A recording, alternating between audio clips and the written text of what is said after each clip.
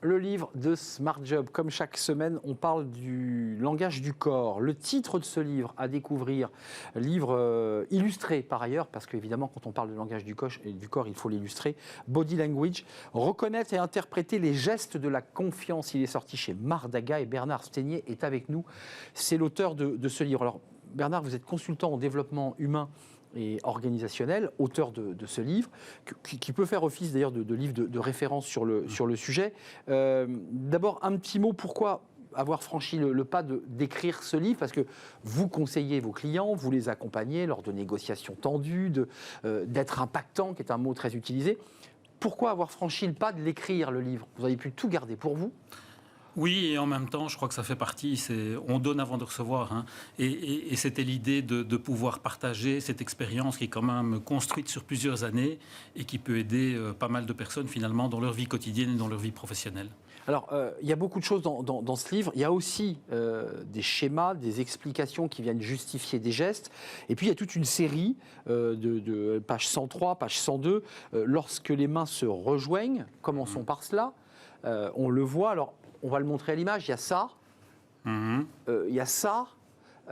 Qu'est-ce que ça raconte, ça? Quand on le voit, hein, alors c'est pas uniquement quand on va à l'église et que le prêtre, mais dans la vraie vie, on est parfois comme ça. Qu'est-ce qu'on veut dire quand on fait ça? Alors c'est intéressant parce qu'à l'église, en fait, c'est un geste qu'on fait volontairement. Les gestes qui nous intéressent, c'est plutôt des gestes qu'on va faire de manière involontaire et qui vont apparaître de manière assez étonnante, parfois ou de manière tout à fait cohérente. Et donc, quand les mains se rejoignent, et il y a des tas de mains qui peuvent se rejoindre sous différentes formes, en fait, on est un petit peu en retrait. On va voir ça quand on est dans un début de discussion, que ce soit un entretien de recrutement, dans la négociation, on ne va pas tout de suite se lâcher. Et donc, ça fait office finalement, je suis un petit peu en réserve. Je ne me lâche pas complètement. Je me lis, je garde contact avec moi. Exactement, exactement. Et là, on est dans un geste assez visible aussi, parce que c'est vrai que dans tous ces mouvements corporels, il y en a qui sont très visibles et d'autres qui sont moins visibles.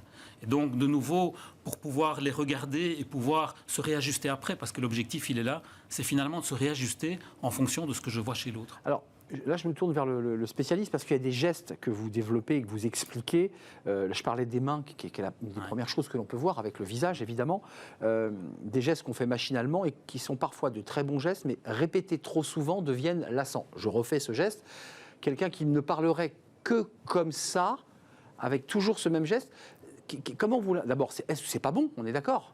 C'est pas bon. Et comment vous l'interprétez? Alors, je n'ai pas dit que ce n'était pas bon. Je dis, comme vous l'avez dit, c'est lassant. C'est lassant. C'est-à-dire la personne qui est face à un interlocuteur qui est tout le temps comme ça. Pourquoi? Parce que là, on voit souvent ce geste en fait chez des personnes qui sont experts, qui ont une certaine connaissance, une expertise, mais qui ne veulent pas la lâcher.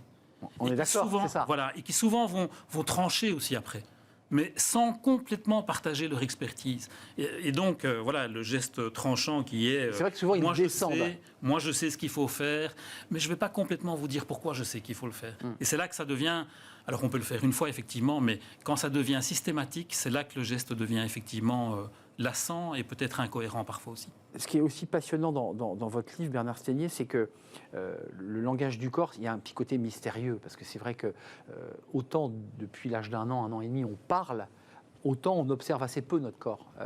Et vous nous le décryptez, vous nous accompagnez finalement sur le chemin du langage du corps, et vous dites aussi que en fait, la force d'un négociateur, la force de quelqu'un, parce que vous accompagnez des gens qui ont des réunions au sommet et qui sont transis de peur et qui veulent être vraiment parfaits, puisque c'est de ça dont il est question, vous dites quand même que moins on parle, plus on est fort. Ça, je trouve ça magique. Exactement, exactement. C'est vraiment cette capacité avec nos deux oreilles et nos deux yeux, c'est pour observer davantage, c'est pour écouter davantage, plus que de parler finalement. Et les bons négociateurs, ce ne sont pas ceux qui argumentent beaucoup, qui contre-argumentent, mais qui écoutent et qui parviennent à s'ajuster en fonction de ce que dit l'autre, mais en fonction de ce que montre l'autre aussi. Donc c'est une grande capacité d'écoute qui compte. Oui. Et puis il y a le débat du... Encore une fois, body language, c'est pas de mots, c'est sans mots, le corps parle lui-même. Il y a le silence, qui est une arme absolue, souvent accompagnée d'un mouvement de tête, d'une mimique de bouche. Ça aussi, vous le décryptez, vous accompagnez vos clients, j'allais dire, sur les tics, sur leurs petits tics. Oui, et le silence corporel n'existe pas en fait. On montre toujours quelque chose, même si on essaye de le contrôler. Et souvent, quand on veut davantage le contrôler, ben, ça ressort parce que ça devient artificiel. Et on peut être soit tout à fait ce qu'on appelle atonique, c'est-à-dire qu'on ne montre plus rien, ou au contraire hyper mobile. Quand on veut notamment essayer de vendre à tout prix quelque chose à son interlocuteur. Donc quand on veut convaincre quelqu'un, c'est vrai qu'on a plutôt une tendance à mouliner. Ouais. Et j'allais même dire, vous confirmez, à s'avancer vers l'autre, à essayer de prendre le pas, quoi. Alors, ce qui est intéressant, c'est de voir, par exemple, quelqu'un qui mouline, mais qui part en arrière. C'est-à-dire qui veut occuper l'espace avec ses mains, oui. mais dont le corps part en arrière. Paradoxe. Donc là, on va se dire, paradoxe, mais en fait, cette personne essaye de me convaincre, mais d'un autre côté, il y a quelque chose qui n'est pas très naturel dans sa position. Donc, il n'est pas complètement authentique.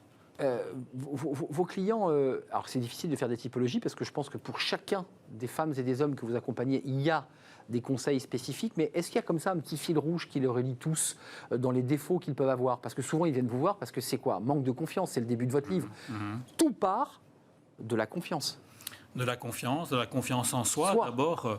Et c'est vrai, quand on me demande mais quels sont les bons gestes, je dis il n'y a pas de bons gestes. Il n'y a pas de bons gestes. Soyez vous-même et surtout peut-être maîtrisez le contenu de ce que vous allez communiquer, de ce que vous allez transmettre. Si vous maîtrisez bien cela, automatiquement tous vos gestes en fait vont partir dans le bon sens et vont vous aider à avoir plus d'impact, puisque c'est presque quand même quelque chose d'important. Je vous pose la même question. On a eu un invité il y a une quinzaine de jours sur le livre de Smart Job qui, lui, était un spécialiste de la négociation. Et dans le contexte dans lequel on vit aujourd'hui, qui est un monde de l'image, évidemment des images qui nous percutent, Vladimir Poutine, Volodymyr Zelensky, le président français, Olaf Scholz.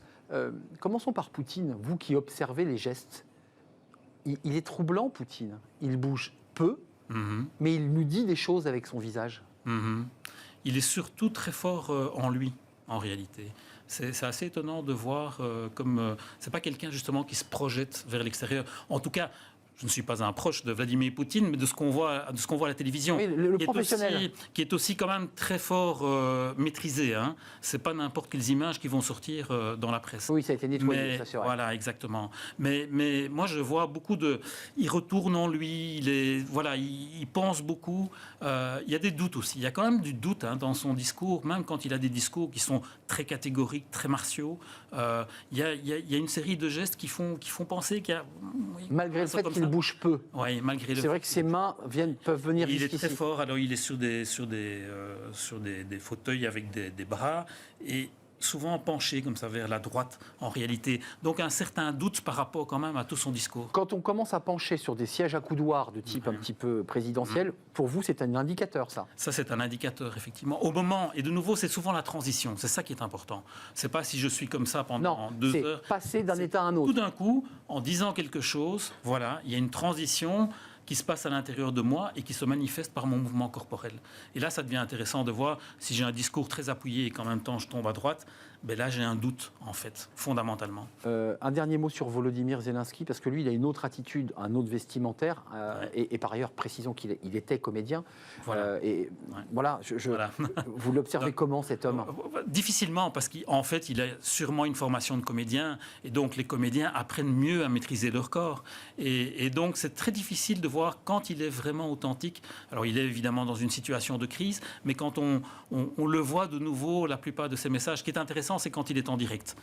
Par exemple, quand il s'adresse au Parlement européen ou à d'autres parlements.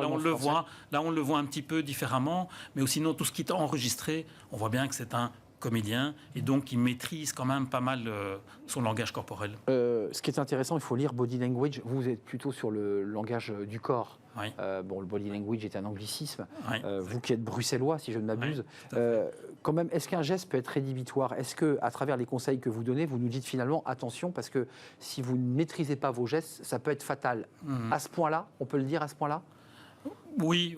Maintenant, des gestes vraiment rédhibitoires, le tout c'est d'en prendre conscience et se rendre compte, parce que quand on est sous pression, sous tension, on va faire des gestes comme ça. La bouche, par exemple. Mais du moment que j'en ai conscience et que je me réajuste après par rapport à mon objectif. C'est vrai qu'un mouvement de bouche, un rictus sans mots, peut être rédhibitoire. Complètement.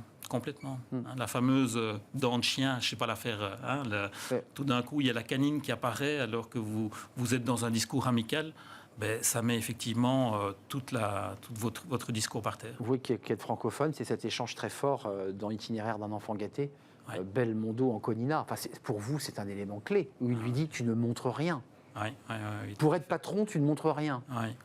Et en même temps, il faut à certains moments montrer. Il faut parfois se contrôler, ce qu'on appelle le moi obligé, mais il faut être parfois dans son moi réel aussi. Si on veut vraiment avoir de toucher, l'impact, impacter. Oui, pour avoir de la crédibilité, pour avoir de la légitimité, il ne faut pas vouloir à tout prix ne rien montrer. De temps en temps maîtriser, mais à d'autres moments pouvoir se lâcher prise. Merci. Je ne sais pas si vous m'avez ausculté sur mes mains. J'ai vraiment fait très attention, Bernard Sténier, consultant en développement humain. Et ce livre, c'est passionnant. Et en plus, c'est illustré avec des photos, des explications. Vraiment, on nous prend par la main dans ce livre. Body Language, reconnaître et interpréter les gestes de la confiance. Il est sorti aux éditions Mardaga. C'était un vrai plaisir de vous accueillir. Merci beaucoup. On fait une courte pause. Merci. Et on retrouve les experts de Smart Job pour parler de l'actualité. Il y a beaucoup de choses. La proposition d'Emmanuel Macron qui fait grincer des dents d'ailleurs sur la réforme du RSA. Et puis il y a le débat autour des apprentis. Et puis on finira par un rapport passionnant du Parlement à l'Assemblée nationale. Le sport en entreprise, seulement 18% d'entreprises permettre à leurs salariés de faire du sport sur leur lieu de travail. On fera le point, c'est juste après la pause.